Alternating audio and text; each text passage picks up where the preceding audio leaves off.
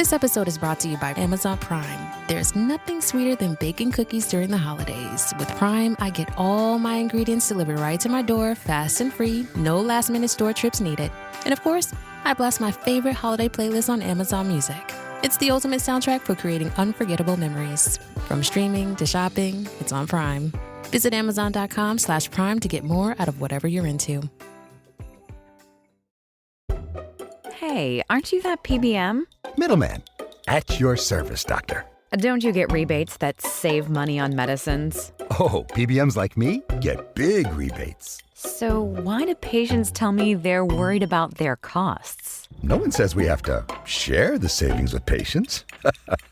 Congress should make sure medicine savings go directly to patients, not middlemen. Visit phrma.org/middlemen to learn more. Paid for by pharma.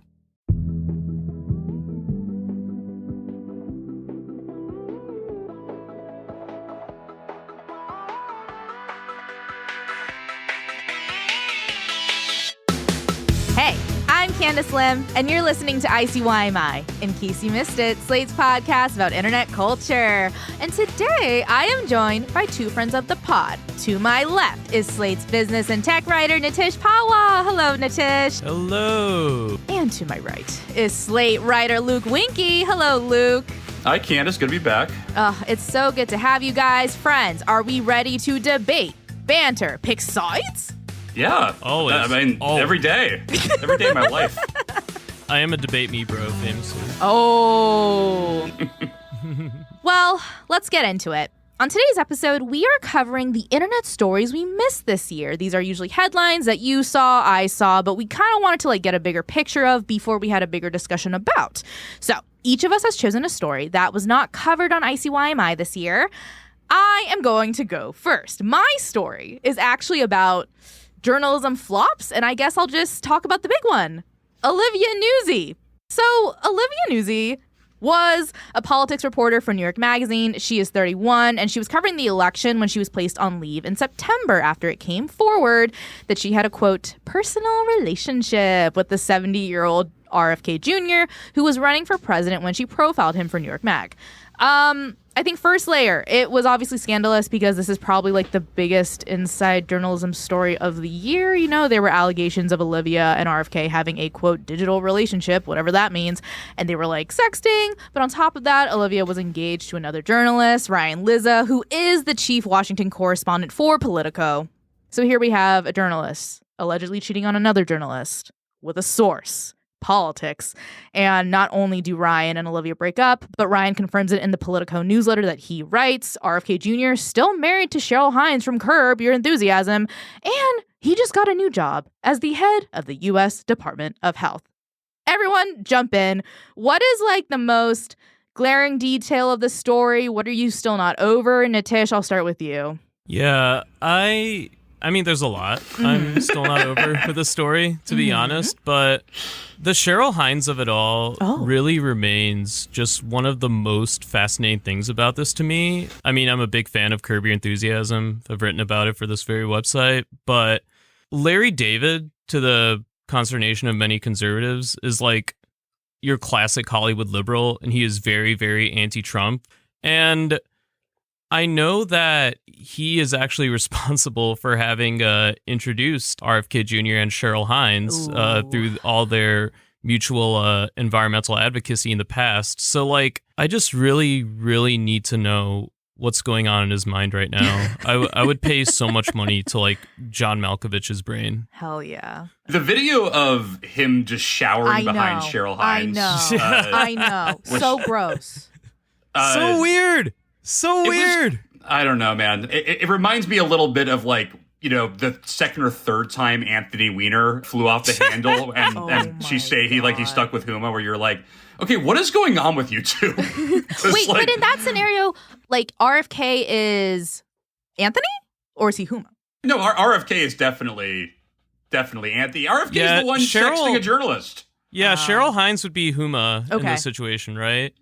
Are we going to get that memoir in a few years? I mean, but that video was so kinky in kind of a derogatory way. Yeah, absolutely. And, and after all this stuff went down, and like a divorce is like playing out in the pages of Politico of all places and the New York Post. I don't know, man. I want to know more about what their romance is like. Yeah. I mean, here's a question, because I kind of want to get back to like the fact that this was a story that happened, unfortunately, in our industry.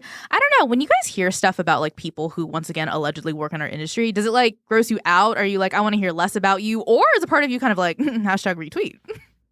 I mean, personally, like something about this scandal, I think Nizzy does a lot of really good work, and I've always enjoyed reading her writing. Like, it like kind of reeked of like kind of an old school, kind of fun, splashy media scandal. It's about like a famous journalist. How many famous journalists do we have anymore? We have three right here. Just a kidding. famous magazine writer. Like those people have gone extinct. That's so true. I don't know. It kind of reminded me.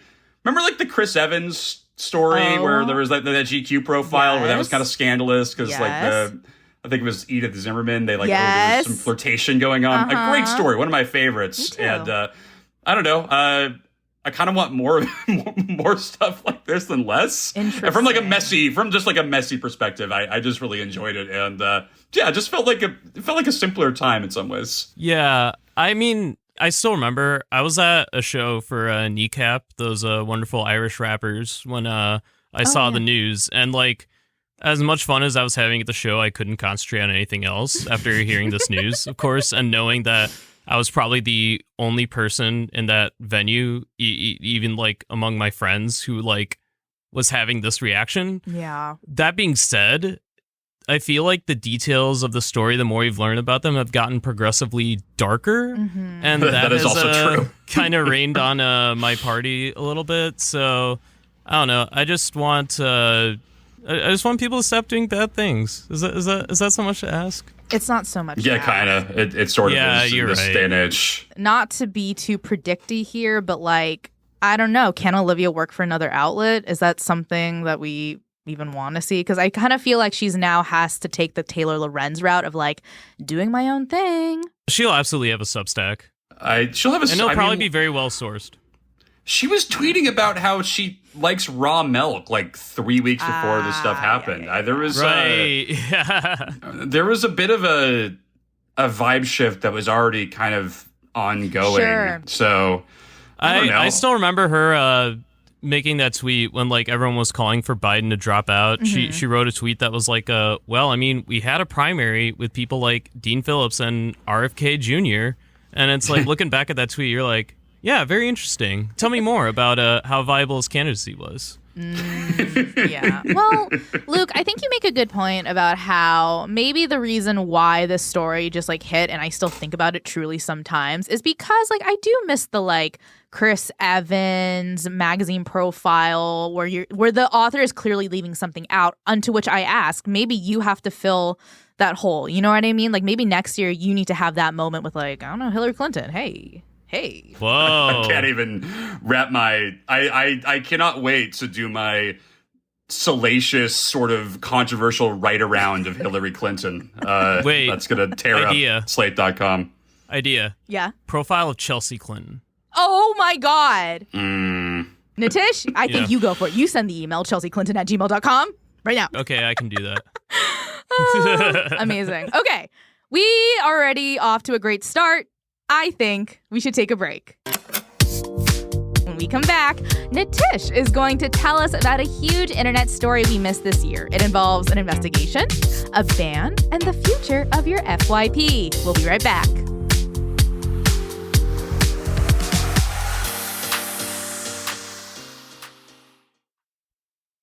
This podcast is brought to you by Progressive Insurance. Fiscally responsible, financial geniuses, monetary magicians. These are things people say about drivers who switch their car insurance to Progressive and save hundreds. Visit progressive.com to see if you could save. Progressive Casualty Insurance Company and affiliates. Potential savings will vary, not available in all states or situations. It's always fun to dive into the latest rumors, like who's dating who and who will be on the next season of our favorite show. Well, here's one rumor to squash: the idea that Discover isn't widely accepted. Truth is, Discover is accepted at 99% of places that take credit cards nationwide. That means it's accepted basically anywhere across the country. Don't pay attention to every rumor out there. But remember, it does pay to discover, based on the February 2024 Nielsen report. Learn more at discover.com/credit card. Hey listeners, hope you're enjoying today's show. If this is your first time listening, then welcome. We are thrilled to have you here. In case you missed it, our show comes out twice a week on Wednesdays and Saturdays. So make sure you never miss an episode like this past Wednesdays when Jill Mapes, the host of Waste or Taste, joined the podcast to run through our favorite TikTok sounds and songs of the year.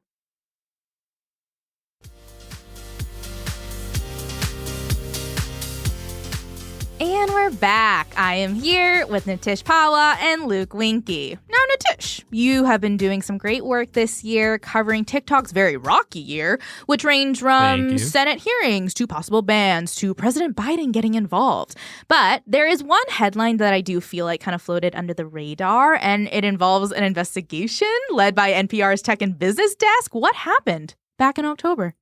Back in October, NPR reported on an internal investigation that TikTok had conducted into its platform after a Forbes report came out alleging that quite a few underage live streamers were essentially streaming themselves so that gross old men and gross young men could pay them virtually. After that report came out, obviously TikTok and a lot of other people were pretty horrified. And NPR confirmed that kids as young as 15 were stripping on TikTok Live. And a lot of adults were giving them the little virtual gifts and coins you could send some streamers' way that they can then redeem for real money. And there's so much more in all this reporting here. Like, essentially, it comes down to a lot of TikTok executives behaving like a lot of the Facebook executives that we saw released in the Facebook papers. Like, a lot of foreknowledge that young users are getting very quickly addicted to the platform, that they're feeling worse about their physical appearances because of the platform, that there haven't been very many good curbs or ways to limit their use or at least limit their exposure to the most toxic elements of the platform. And they didn't really have much of an interest in trying to address the fact that, again, some very young girls were being egged on by some very creepy men. And it's interesting because this story about a ban in TikTok, it's been going on for so long that we're back to it again. Whereas recently as this week, we are now hearing talks about TikTok being banned yet again by the government. ByteDance is the parent company that owns TikTok. And there are questions about maybe ByteDance can't operate in the U.S., therefore they need to sell the company to a U.S. company. And it's okay, which tech conglomerate is that? In your opinion, did this investigation that NPR reported on, did that have anything to do with the ban conversation coming back up recently? That's a good question.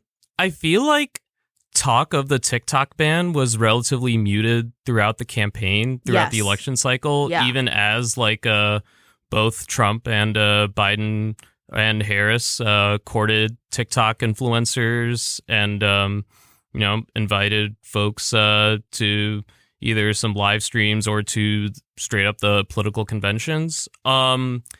So this is probably coming back up now that the election cycle is over, now that neither major party is worried if we talk about TikTok, we're going to lose young voters again.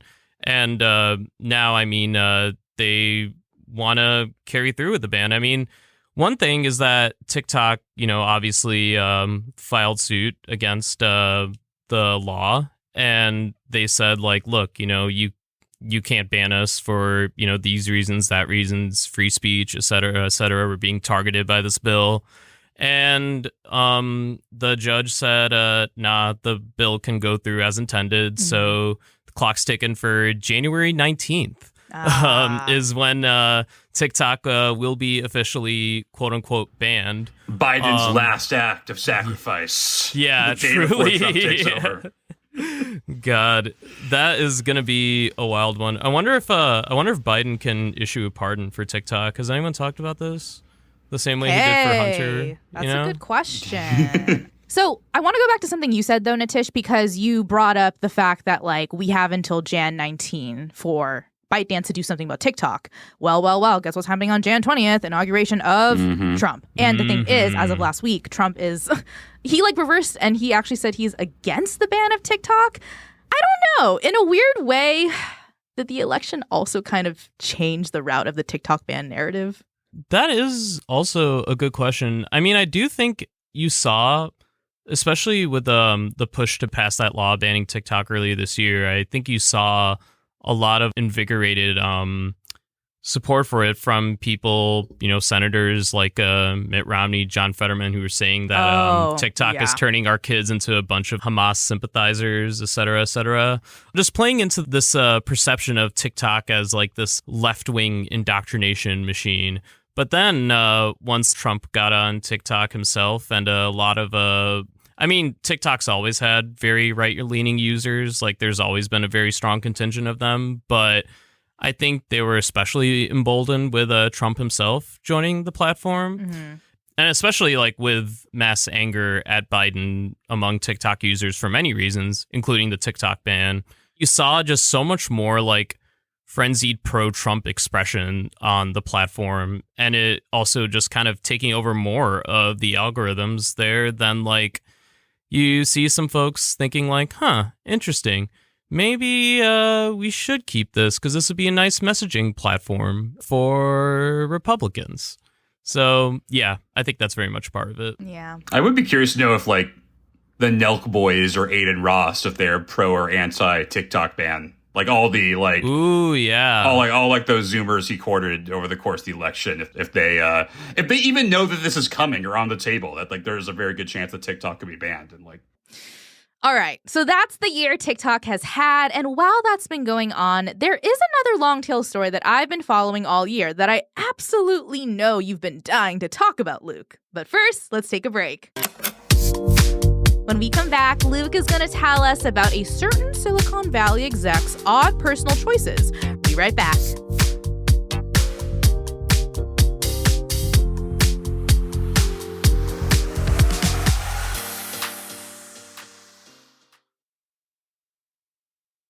Audible's Best of 2024 picks are here. Discover the year's top audiobooks, podcasts, and originals in all your favorite genres. From memoirs and sci-fi to mysteries and thrillers. From romance and well-being to fiction. Audible's carefully curated list in every category is the best way to hear 2024's Best of the Year in audio entertainment. Like the star-studded production of George Orwell's 1984, which both honors and reinvigorates the terrifying classic. It's one of the best original dramatizations out there. Or romance that hits the spot, like Emily Henry's Funny Story. Heartfelt memoirs, like Supreme Court Justice Ketanji Brown Jackson's Lovely One. Listen to the year's best fiction, like The Women by Kristen Hanna, and Percival Everett's brilliantly subversive James. Audible. There's more to imagine when you listen. Go to audible.com/ICYMI and discover all the year's best waiting for you. This episode is brought to you by Sax.com. There's joy in finding the perfect gift for the ones you love, but it can be a challenge. Sax.com's holiday gift guide makes it easy. Whether you're surprising your heart-to-shop for sister with a Chloe bracelet bag or gifting your partner a memorable scent from Gucci, at Sax.com, there's holiday inspiration for every personality on your list. I love using Sax.com because it is clean, easy to use, and so fun to scroll around for inspiration. I'm currently on the hunt for a really nice winter coat, and I'm also looking to put together some fun holiday looks, especially with all these Christmas parties coming around the corner. Now, thankfully, Sax has me covered because they have everything my friends have been begging me for, from Le Labo candles to Jo Malone London perfumes. And while I'm there, I might as well throw in these really cute Michael Kors boots I've been dying to gift myself. Saks.com's hand-picked guide can help take the stress out of the holidays. Add instant cheer to your home with some bright decor. Find gifts guaranteed to bring joy to everyone this holiday season at Saks.com. That's Saks.com for the ultimate holiday gift guide and all the shopping inspiration you need. So, here's a new podcast you'll want to check out, Stars of David with Elon Gold. It's a brand new limited series, and it's exactly what you might need right now. The world can feel pretty heavy these days, but Elon Gold and his co-host Eli Leonard bring a fresh, humorous perspective, showing that it's possible to laugh even when talking about the serious stuff. In Stars of David with Elon Gold, they sit down with Jewish guests that range from familiar names to millennials and fresh voices of the Gen Z crowd who have made a real impact, whether fighting for justice or through comedy and laughter. It's the perfect mix of funny and meaningful. And what sets it apart? It's unapologetically Jewish. There's comedy, culture, and even a little kvetching thrown in for good measure. They even play Jewish geography and learn a new Yiddish word with Elon's parents every episode. But here's the thing, you don't have to be Jewish to love it. Stars of David with Elon Gold is for anyone who appreciates good humor, good conversation, and a new way of looking at the world. So, subscribe now to Stars of David with Elon Gold wherever you listen to your podcasts, or head to Unpacked Podcasts on YouTube.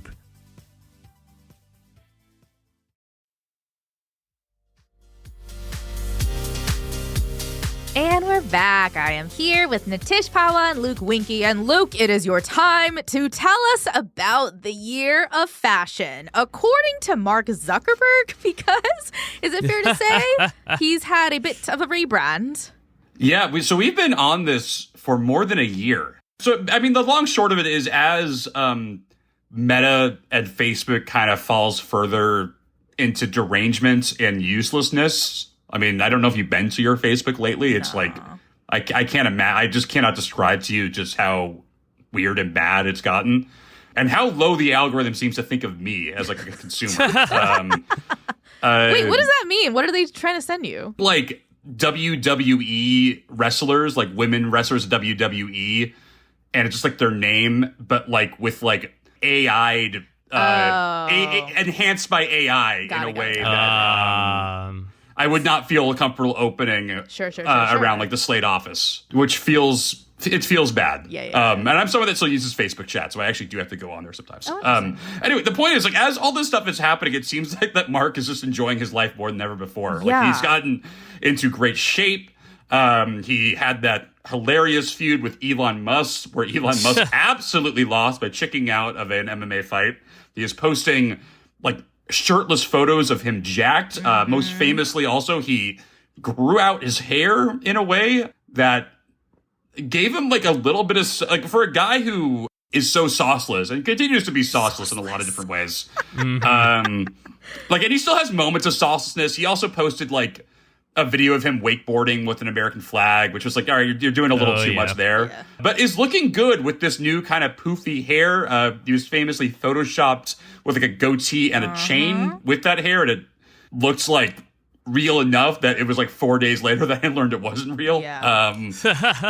Like, he's going by just at Zuck on Instagram now. Like, he's kind of embraced this Zuck thing, which I think is good. And yeah, I you know, as someone who has gone through a bunch of scandals and is laying off vast swaths of employees left and right, it seems like his Q score has like never been higher. I feel like people have sort of I think he shedded the dweeby, like, semi-human vibe he kind of had for a long time. I mean, like, it's definitely, he definitely looks better. Yes. Yeah. Really? Of course he does. I would agree, yeah. I wouldn't say I like it, but he does look better than he used to. Does it look authentic? Does it look like a bit of a show? Like, of course, but like, I mean, hey man, it's fashion. It all looks like a show. I don't know. He probably is also looking at all these other tech billionaires becoming so central to, like, you know, they're just fucking huge celebrities now in the way they just weren't, you know, once upon a time. And I can imagine him wanting more of a slice of that, or to kind of live that lifestyle. I don't know if it's going to work necessarily. Yeah. But like, I do think that, like, being the iconoclastic CEO type of a company or a bunch of companies that no one knows what they do or what they're for. I mean, that's been the Elon Musk MO forever now of running a bunch of companies that you don't know what they do, but you know he's the richest man on earth. Like, I think that's kind of the blueprint. Yeah. I think he is entering his unpredictable era because on top of like Jeff Bezos just like appearing in places and doing things, I'm just kind of like, okay. I think that Mark's whole thing has always been consistency and repetition, i.e. wearing the same thing every single day. And at some point it was cute, and now it's just kind of like, you smell. And I think for him to enter this kind of unpredictable era, it is a bit of him trying to enter the celebrity conversation, which I'm just like so not interested in. And now he just donated like $1 million to Trump's inauguration fund, which just seems like sucking up. Yeah. It's crazy that he can't make Facebook cooler. Like, he can like make himself cooler, but Facebook is like just only getting less cool every day. Yeah. Well, the only thing they can do about that is because their whole thing is just maximizing quote unquote engagement at all costs, right? And that means making it purposefully shittier so that people who use it get angry and then stay on and keep getting angrier with other people. And also, like, I one last thing I want to add to this is that, like, you know, Luke and I are in agreement that, you know, he does look better. Okay. But you still can't fake a charisma, and he still has none. Of course, he's still Rizless. True. Yeah, like 2 decades of Facebook, and he's still one of the most swagless people ever. Yeah, he's got anti-Riz. Exactly. Always, I mean, you know, Facebook was about voting on which girl you think is hotter, and the Rizlessness of that original idea has seeped through in everything he's done since. Yeah. Literally, and throughout our culture. Yeah. You know who literally has like infinitely more Riz than Mark Zuckerberg? The Rizzler. They should collab. He needs No doubt about it. Style icon, the Rizzler. Yeah. 2024 Time Person of the Year, the Rizzler. Now, guys, we have covered 3 internet stories that we missed this year. I think just to close us out, I would love to ask, do you guys have any internet regrets this year? Anyone that you would be willing to share with me and just us 3? Nitish, I'll start with you. Good question. If I had one big internet regret this year, honestly, it's that I haven't done more to make myself a face for TikTok. Oh. Like, that I have not become the front-facing video pundit that is the future of our industry. You know, should have put in that time. That's my bad. What's stopping you? I guess nothing's stopping me now. But if y'all would like to help me, sure. The liberal Joe Rogan, Nitish Pahwa. Literally. Yeah, that is true. I am the liberal Joe Rogan. That is me. The liberal Joe Rogan elect. Yeah. Come onto my podcast, and I'm just gonna yell at you. Wow. Sick. Amazing. Oh my No way. All the time. You ever see a gorilla? A gorilla would fuck you up. Yeah. Okay. Luke, what is an internet regret you would be willing to share? We had a boys chat this year. A couple of my close friends, 2 of them political reporters, tech reporters. Me and Nitish's mutual friend Derek Robertson over at Politico. Shout out. And another good friend of mine. But there was a third guy in there who is also a good friend of mine, but just literally could not care less about any of this stuff, and is mostly just cares about LSU Tigers football and you know, his NBA parlays. And we learned, like, after like 6 months of just nothing but brain rot political banter back and forth, that he's like muting that group chat for like months at a time, and it made me feel like kind of a bad friend for just not catering to more of his taste in that group chat. Okay. I think we've been better about it lately. We've added a 4th too, so I think that balances out. But yeah, just make sure your group chats are you have a pretty even banquet of content out there. Wait, yeah. This is boy T. I have to ask, like, when you found out that he muted you guys, were you sad? Of course. Oh my God, did you confront him? No, because it wasn't like a mean-spirited thing. It was just like, oh yeah, no, I mute that. And then I had no like, of course, he should mute it. It's not like, he doesn't care about any of this stuff, and it's every day. And it was also via Twitter DM. It was a group Twitter DM, which makes it even worse. Yeah. We have since moved to Signal, I will say. Oh, Signal's great. Put in a plug for Signal. I love Signal. Yeah. I mean, I don't know. Like, it was the first ever, like, it wasn't drama, but it was the first ever, like, me kind of getting my feelings hurt by a group chat in my life, which, from what I understand, is a pretty common experience on the girl internet. So it was good to share that. Oh, Yeah. But Candice, what about you? damn it. Yeah, do you have an internet regret? I think my internet regret is that ever since Elon Musk has disabled likes on Twitter, I know that some people find that freeing because you can't see other people's likes. It has actually caused organizational mental distress within me because I love my likes. Sometimes when I'm just like, down bad after a long day at the coal mines, I'm like, Mama, where's my likes? And so I go to the likes. And the thing is, I also go to other people's likes of trusted cabals. And now I can't see their likes of my trusted friends. And so my big internet regret is that I forgot the password to my alt Twitter account where, just like you, Nitish, I too was tweeting fire. And to one person, myself. And the thing is, I forgot the password and I'm too scared to go ask Twitter for it because I usually what I do is I go on my main Twitter and I see something that I should not like from my real account, but I'm like, he, and then I send it to myself. And so once I gain access back to my alt Twitter, I got a lot of catching up to do, you see. I'm busy. I'm booked. Nice. Yeah. I go back and forth on the like thing. Sometimes I'm like, this is probably for the best for society. Like maybe the one good idea Elon had. Other times I'm like, God, I loved figuring out what was going on between two people via the likes. I am not ashamed to say that as a tech reporter, I've definitely combed through people's likes and shared that information. You know, if it's public, you know what's going on. Yeah. Or someone subtweets an article and you're like, all right, who hate me? Let's get in here. Oh, that's the best part. Exactly. Yeah. See, no one says likes are not endorsements, right? They always say retweets are it's true. endorsements, but no one That's says, so true. Yeah. God, I love talking about Twitter. I'm never going to not love talking about Twitter. I've been doing it for so long in my life. Oh, God, same. And I mean, I'm off now, and I still talk about it. Yeah. I've been trying to do the Blue Sky thing, but every time I get on Blue Sky, I just see the most irradiated resistance posting. Yeah, you really... I will say what helped me was being on there at least a year and really being able to curate my feed. Right. This is a similar thing with a TikTok for me. Spending an extended amount of time training my algorithm really helped in both experiences. I mean, it's like raising a child. You don't really know them for the first 3 to 6 months, and then they start to have personalities, and you're like, that's my son. That's my son. Yeah, that's true. Or maybe you're like, That's no.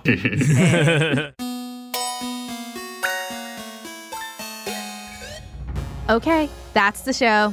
I want to thank Nitish, Pahwa, and Luke Winkie for joining me on today's episode. You can find both of their work over at slate.com. We'll be back in your feed on Wednesday, so definitely subscribe. That way, you never miss an episode. Leave us a rating and a review in Apple or Spotify, and tell your friends about us. You can follow us on Twitter at ICYMI_pod, and you can always drop us a note at ICYMI@slate.com.